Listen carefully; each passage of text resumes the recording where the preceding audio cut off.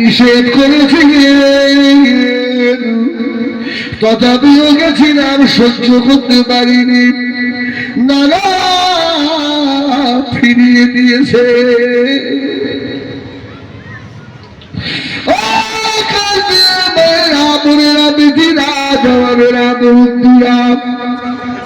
হযরত ফাতেমা রেগে গেলেন,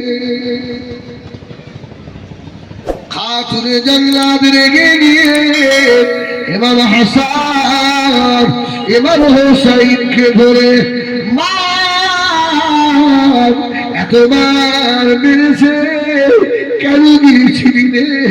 আমার আব্বা রাসূলুল্লাহ ইজ্জতের ক্ষতি হয়েছে, আমার আব্বা সাইয়্যিদুল মুরসালিন, আমার আব্বা শাফিউল মুরসালিন, আমার আব্বা রাহমাতুল লিল আলামিন, তার নাতি হয়ে ভিখারির মতো হাত পেতেছিস।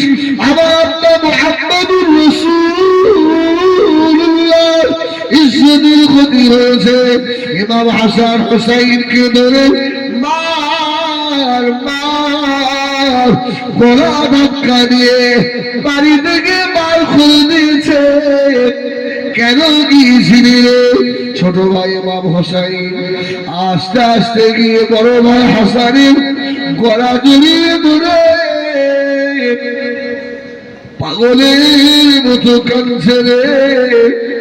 ইমানদারেরা কলিজা ফেটে যাবে। ও ইমাম হাসান, এ বাড়িতে আর থাকবো না ভাই, এ বাড়িতে আর থাকবো না ভাই। নানা ফিরিয়ে দিল। আম্মা জানের কাছে দুঃখের কথা জানালাম। আম্মা জানো আমাদের প্রহার করলো, মারলো, এই বাড়ি থেকে চলে যাব, আর কোনদিন ফিরে আসবো না।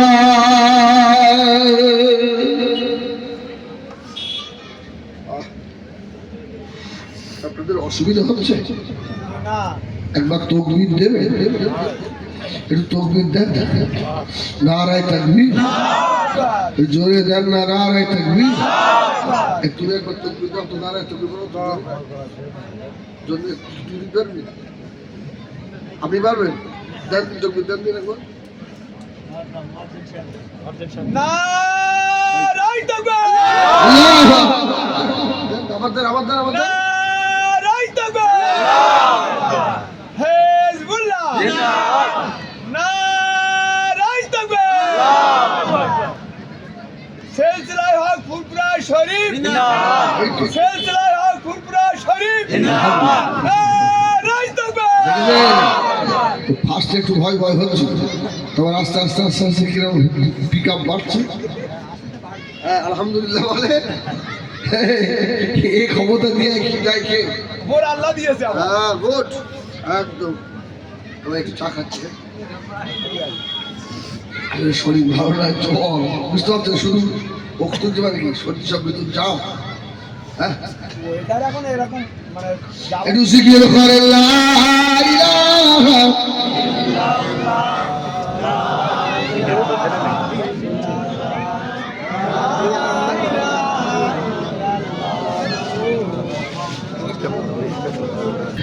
ইমাম হোসাইন শরীরে বাবা ভাইয়েরা তাদের জীবনে তো কষ্টের জীবন গুজরাল করে গিয়েছে। বাপ সোনা মালিকেরা, এই আল্লাহ বলেছেন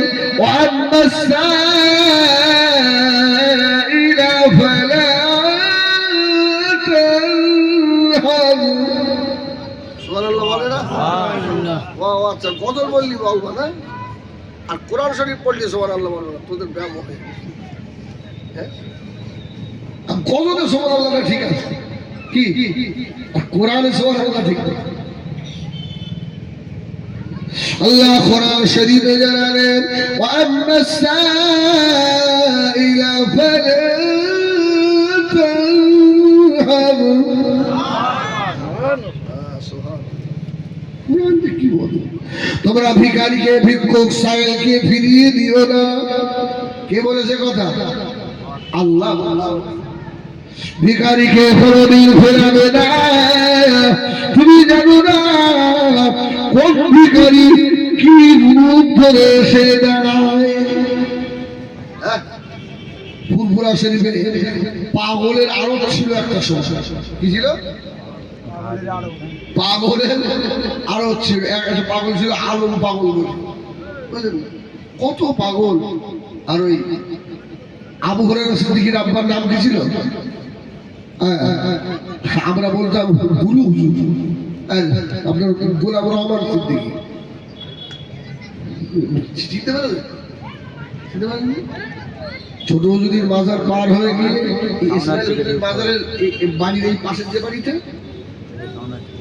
হ্যাঁ, গোলাম রহমান সিদ্দিকী আবু হুরায়রা হুজুরের বাপ, আব্দুল কাদের সিদ্দিকীর আব্বা। পাগল তো ও লোকের দেখলে ফুরফুরে হাত থাকবে না। যদি একবার ও লোক এই বলেছিল ভাইয়ের মতো খাওয়া এরকম মোটা তো একবারে ঘুরিয়ে এরকম নাড়াবে আর পাগল তীর মতন দৌড়াবে। আমরা তখন পড়তাম তো মাঝে মধ্যে পাগলদের আমরা ঘা দিতাম। হুজুর বলতে ফুরফুরার পাগলের ঘা দিয়ে ওর পাগল যে কত ভালোতে আসে বাবা, জানো তো? পাগলকে উল্টো বলে না, বলো না ফুরফুরা এক একদিনে এক এক ধরনের পাগল দেখা যায়। সব পাগল নয়, কিছু কিছু আসে আল্লাহর পাগল। ধরে সুবহানাল্লাহ।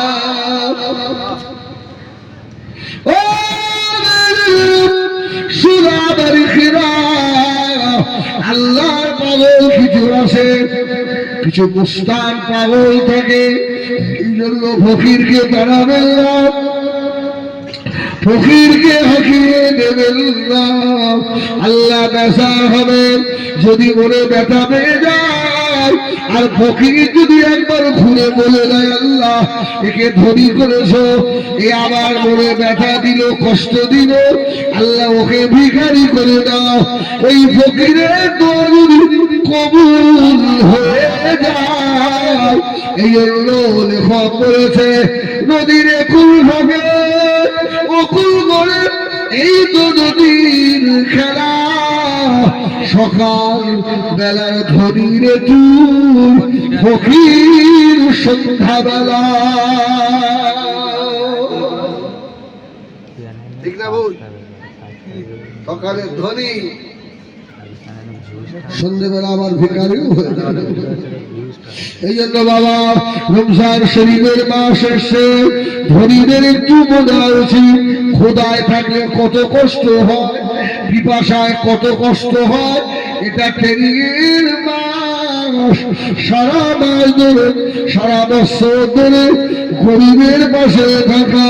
ও আমার ভাইয়ানেরা, সোনা মালিকেরা, দুনিয়াবাদ দুনিয়াবাদ সব জনাবে মুহাম্মদুর রাসূলুল্লাহ সাল্লাল্লাহু আলাইহি ওয়াসাল্লাম আল্লাহ নবী মদিনার মসজিদে নববী শরীফে সাহাবায়ে কেরামদেরকে নিয়ে বসে রয়েছে আল্লাহ নবী দরবারে।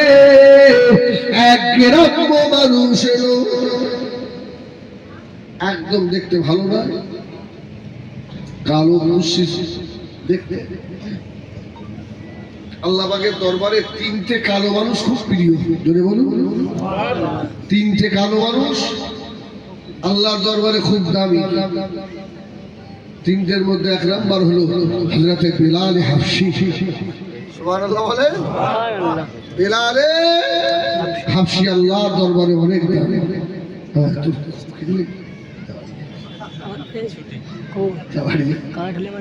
আল্লাহু আকবার। ও বেলাল খুব দামি। দ্বিতীয় নাম্বার হলো হযরতে ওমরের একটা গোলাম ছিল, খুব দামি। ইনিও ছিল কালো, দেখতে ভালো না। তৃতীয় নাম্বার ছিল হযরতে লোকমান আলাইহিস সালাম। জোরে বলুন সুবহানাল্লাহ। যে লোকমান আলাইহিস সালাম তার ছেলেদেরকে বলেছিল, ইয়া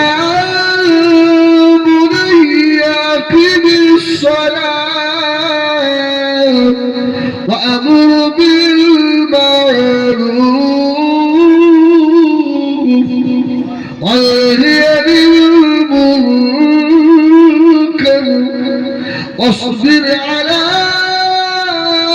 ما أصابك إن ذلك من عزم الأمور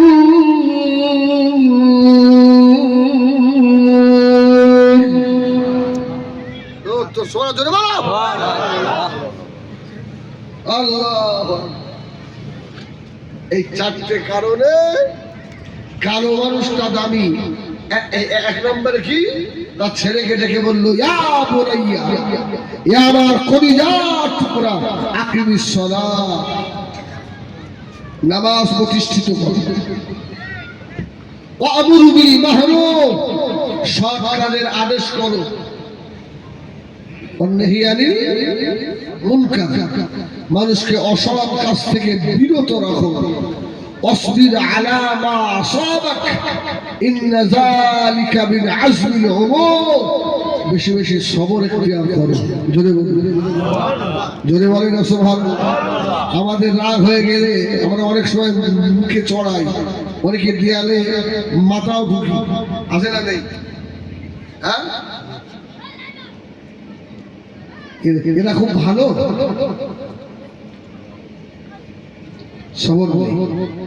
আমার ভাইয়েরা, সোনা মালিকেরা, আল্লাহ নবী দিন দুনিয়ার মানুষ মদিনা মসজিদে নববী শরীফে বসে আছে। আল্লাহ নবী দরবারে এক কালো সাহাবী কিরাম মানুষ চলে এলো। ইয়া রাসূলুল্লাহ, ইয়া হাবিবাল্লাহ, আল্লাহ নবী মুসাফা করে কিরাম মানুষ আল্লাহ নবীকে বললো ইয়া রাসূলুল্লাহ, ইয়া হাবিবাল্লাহ, আপনার কাছে নাকি দেও আসে? কি আসে? কি আসে? দেও। দেও আমরা যাকে ভূত বলি না, আল্লাহ নবী বললেন না, দেও আমার কাছে আসে। কে আসে? রাসূল বললেন বাবা, আমার কাছে জিবরাইল আসে। যদি বলুন সুবহানাল্লাহ, আমার কাছে দেও আসে না, জিবরাইল আসে।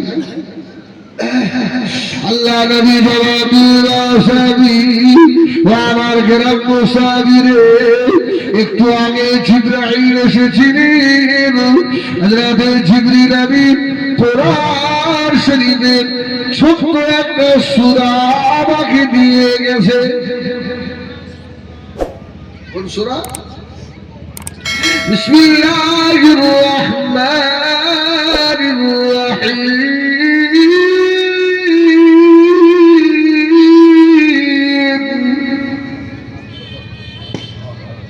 কুল হুয়াল্লাহু আহাদ, আল্লাহুস সামাদ, লাম ইয়ালিদ ওয়া লাম ইউলাদ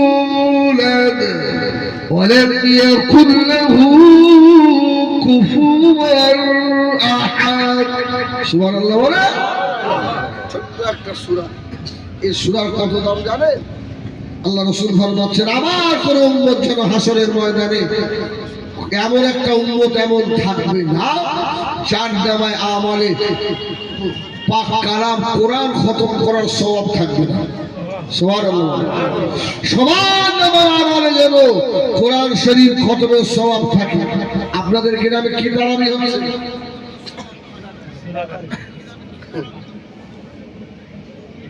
কেন শ্রোতা হচ্ছে? কেন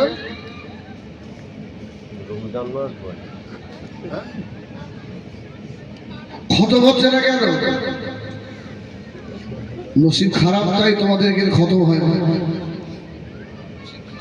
নসিব পোড়া তাই তোমরা সূরা তারাবি পড়ো। জীবনে তো কোরআন পড়া শিখলে না, অন্তত বছরে একটা মাস 30 পারা কোরআন হাফেজ সাহেবের পিছনে একটু শুনবেন। এটাও নসিবে হলো না, এটাও কপালে হলো না। যেদিন দেখবেন হাফেজ সাহেব বাপ জ্ঞানুল্লাহ খুব জোরে তারাবি পড়াবে, হুজুর আজকে যা হয়েছে না, কিন্তু হুজুর যে ছাড়া স্বামী আল্লাহ হলে সব বাদ দিচ্ছে। এই বাস্তব বলছি একদম। আরে আমি 20 বছর তারাবি পড়িয়েছি, অভিজ্ঞতা আমার কম নেই। তখন মাথা টেন্ডার যাবে আল্লাহু আকবার আলহামদুলিল্লাহি রাব্বিল আলামিন আররহমানির রহিম মালিকি ইয়াউমিদ্দিন ইয়াকা না'বুদু ওয়া ইয়াকা নাস্তাঈন ইহদিনাস সিরাতাল মুস্তাকিম সিরাতাল লাযীনা আন'আমতা আলাইহিম গায়রিল মাগদূবি আলাইহিম ওয়ালাদ-দাল্লিন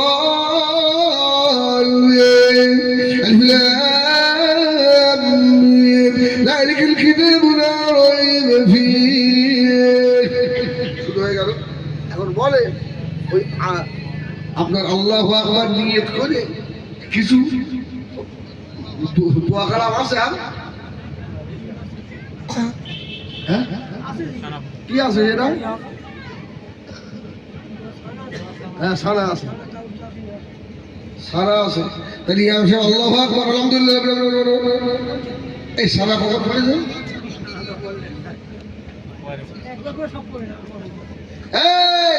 এই জন্য মসজিদের ইমাম সাহেব ধরবে এটা মদের খুব বলে কিছু বলে না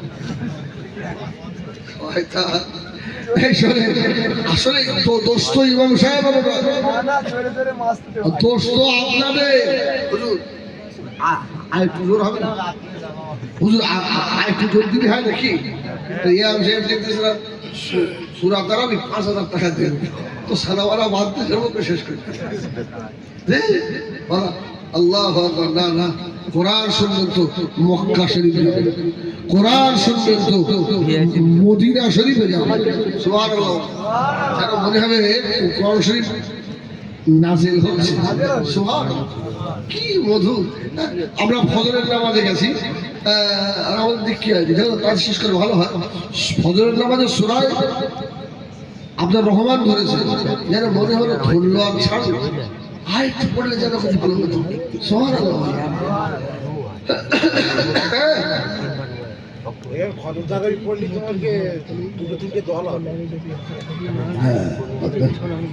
তবে খতম পড়া ভালো অন্তত একটা মাস বছরে একটা বার তো এক খতম শোনা হয় বাবা সোনা বাড়ি ফেরা জওয়ানেরা যুবকেরা চা খাসিয়া একটু দাওয়াত হচ্ছিল খতম তারাবির কথা বলে তা নষ্ট করে লাভ নেই যা পারিস পর প্রত্যেক বছরে দাওয়াতটা দিস এটা একদম পরিষ্কার কথা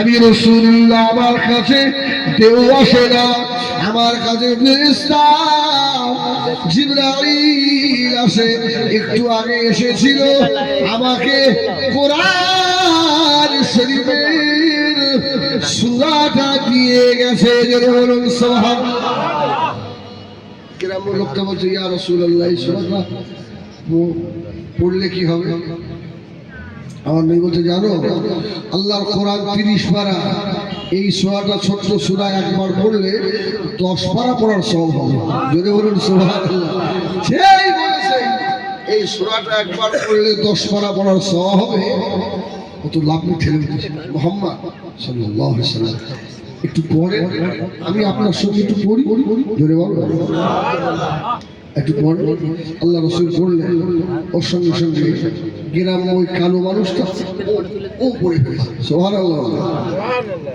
মুহাম্মদ সাল্লাল্লাহু আলাইহি ওয়াসাল্লাম আমার নামায় আমার কি নেকি হয়েছে আমার রাসূল বললেন আমার আল্লাহ অত কৃপণ নয় রে আমার আল্লাহ তো কৃপণ নয় আল্লাহ তোমার নামে আমারেও 10 পারা তেলাওয়াতের সওয়াব দিয়েছে সেই রে খোদা বড় গ্রাম মানুষ পাগল হয়ে গিয়েছে ইয়া রাসূলুল্লাহ ইয়া রাসূলুল্লাহ ইয়া রাসূলুল্লাহ আয়াতেরি যে ধরবে এতটুকু পড়লে 10 পারা তেলাওয়াতের সওয়াব হয় একবার আমাকে পড়িয়ে দেন কলমা লা ইলাহা লা ইলাহা ইল্লাল্লাহ লা ইলাহা লা ইলাহা ইল্লাল্লাহ মুহাম্মাদুর রাসূলুল্লাহ সাল্লাল্লাহু আলাইহি ইমানের মুসলমান হয়ে গেছে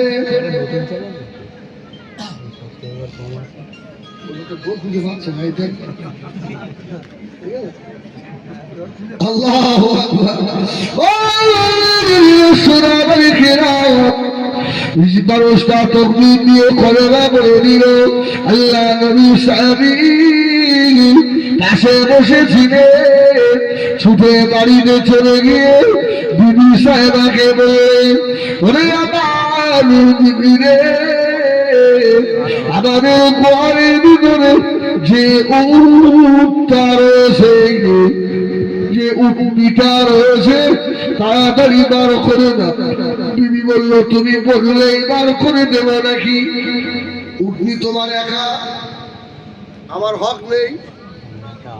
তুমি তো রেখে তো চলে যাও, ওকে গোয়ালে ঢোকাই, গোয়াল থেকে বার করি, ওকে খাওয়া দিই, ওটা তোমার তো একা নয়, আমারও হক আছে। তুমি বলো এখন উটটা তুমি দেবে নাকি? সারি হুজুর দাঁড়িয়ে বললে, বিবি আল্লাহ নবীর সাহাবী গ্রাম্য মানুষ সূরা ইখলাস শুনে খুশি হয়ে তাকবীর দিয়ে বলেছে, আমিও তার উপরে খুশি হয়েছি বলে আমার বাড়ির কামিনু এটা আমি সাহাবীকে আল্লাহর রাস্তে হাদিয়া দেব। সুবহানাল্লাহ। আমার রাসূলের নাম করেছে বলে এক্ষুনি যাও, চলে যাও।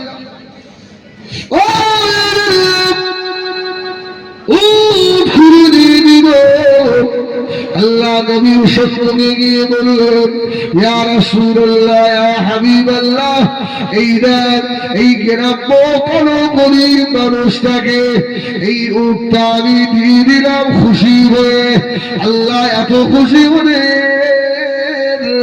আল্লাহ পাক জিবরাইল পাঠালেন, ও জিবরাইল সালাম, আমার হাবিবকে গিয়ে বলুন, এই যে কোরআন শুনে খুশি হয়ে ওকে উটনি হাদিয়া দিয়েছে, আমি আল্লাহ পাক ওর নামে আমারে জান্নাতে ৮৭,০০০ উট আমি আল্লাহ বরাদ্দ করে দিলাম।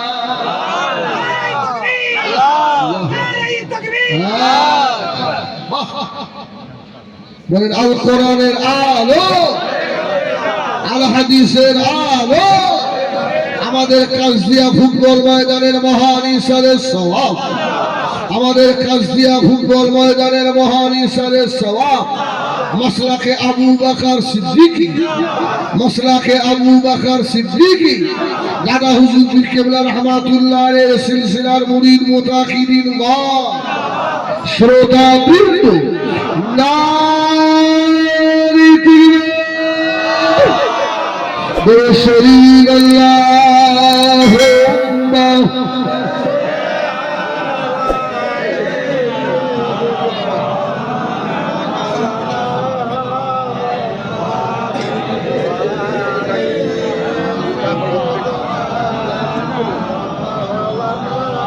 সবাই পারে যাচ্ছে আল্লাহ মাফ করে। এই শোনো ভাই, তো ও যে ৮৭,০০০ উট পেয়েছে আর যে সাহাবীরা সব ছিল পাশে, রাসূলুল্লাহ বলেছে, যা তোর নামে আল্লাহ ৮৭,০০০ উট দিস।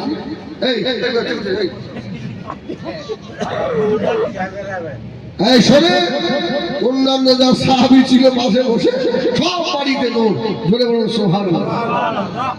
হ্যাঁ, সব বাড়ি গিয়ে যে যার বাড়ি থেকে একটা করে উট নিয়ে এসে হাজির, ইয়া রাসূলুল্লাহ আমারটা উট দিয়ে দেন। সুবহানাল্লাহ বলে শুধু কোরআন শুনে একটু খুশি হয়েছে। এখন ও তো গ্রাম্য লোক, যখন বাড়ি যাচ্ছে তখন এক পাল উটের মালিক, জোরে বলুন এক পাল। ওর মনে কত খুশি। তো গ্রাম্য লোকগুলো বলছে, হারা তোরে কি খবর, তুই তো খালি হাতে গেলি আর এক পা উঠ নিয়ে ফিরছিস, ব্যাপারটা কি? বললো, শোন, মুহাম্মদ সাল্লাল্লাহু আলাইহি ওয়াসাল্লামের হাতে যে কি বরকত, যদি বলুন হ্যাঁ, মুহাম্মাদের উপরে যে কোরআন নাযিল হয়েছে না, শুধু একবার শুনেছি, হ্যাঁ, শোনার পরে যদি এতটা উঠ আল্লাহ দেয়। আর আমি যদি মুহাম্মদ সাল্লাল্লাহু আলাইহি ওয়াসাল্লামের হয়ে যাই আরো কত উঠ পাবো, জোরে বলুন সুবহানাল্লাহ। এ ব্যবসায় লস নেই রে, ও গ্রামে গিয়ে সব ছড়িয়েছে। কিছুদিন পরে একদল গ্রামবাসী ইয়া রাসূলুল্লাহ সব এনে আমি হাজির করেছি, এদের সব ইমানের কলমা পড়িয়ে দেয়। আমার ভাইয়েরা সোনারি ফেরা, এই জন্য বসে বসে কোরআন পড়বে, কোরআনের অনেক মর্যাদা। আল্লাহ নবী বিনোদুরিয়া বাদশাহ প্রত্যেক রমজানে আল্লাহ নবী ইতিকাফে থাকতেন।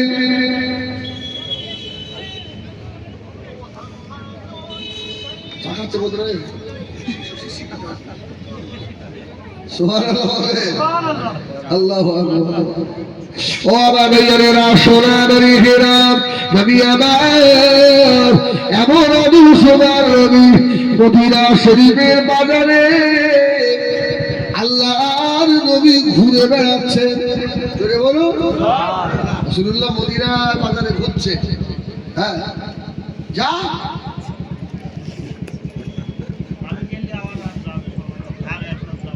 তুই থেকে ওদের ইমাম। সুবহানাল্লাহ। শোনো বলি আপনারা রাগ করছেন, আমি এক্ষুনি নেমে চলে ভাই শোনে। আল্লাহ রাসূল খেয়াল করছে কার মাল বিক্রি হচ্ছে আর কারটা হচ্ছে না।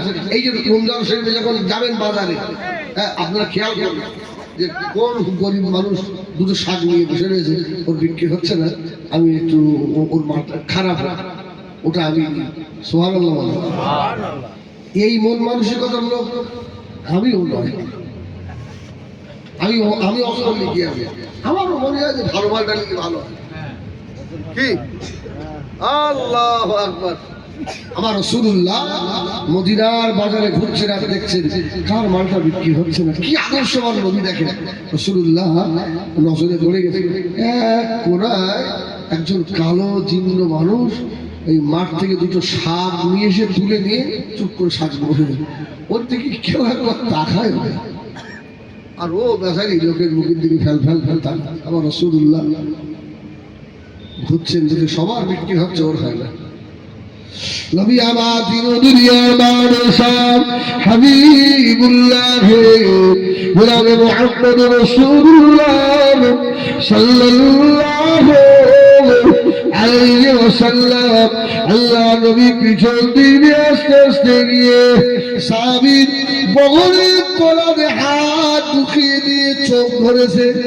জোরে বলুন সুবহানাল্লাহ। বিশ্ব নবী চোখ ধরে ফেলে ও বলছে ছেড়ে দাও, আমার মন মানসিকতা ভালো নয়, আমাকে শাক বিক্রি হয় না, মাথা খারাপ। আমার রাসূলুল্লাহ ছাড়ছে চুপ করে ধরে, ও শুধু হাতে করে হাতে দেখছে লোকটা কে হতে পারে। আমার মনে মনে করছে এত নরম হাত মুহাম্মাদের ছাড়া আত্মকারণ হবে না। ধরে বলে না সুবহানাল্লাহ, হয়তো মোহাম্মদকে আমার হাত ধরলো, এই লোকটা কে জানে। আমার দেখি খুশবুবার হচ্ছে, এই আমার চোখ ছেড়ে দাও, আমার মাল বিক্রি হয় না। আমার রাসূল তো নিয়ত করে এসছে ওর মাল যখন বিক্রি হচ্ছে না সব মাল বলো আমি কিনে নেবো। জোরে বলুন সুবহানাল্লাহ। কেন হারে গরিব মানুষ শুধু মাল নিয়ে বসে আছে।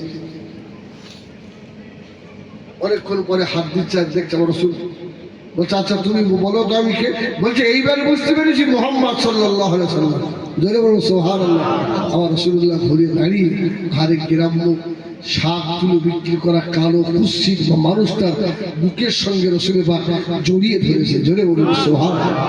সে যে কি খুশি, ইয়া রাসূলুল্লাহ আমার বুকে কেউ মুখ ঠেকায় না নবী, আমার বুকে কেউ মুখ দেয় না নবী গো, আমি গরিব বলে আমাকে কেউ একটু দামও দেয় না নবী গো, আর আপনি সব থেকে দামি মানুষ আমার বুকের সঙ্গে সঙ্গে আপনি বুক লাগালেন।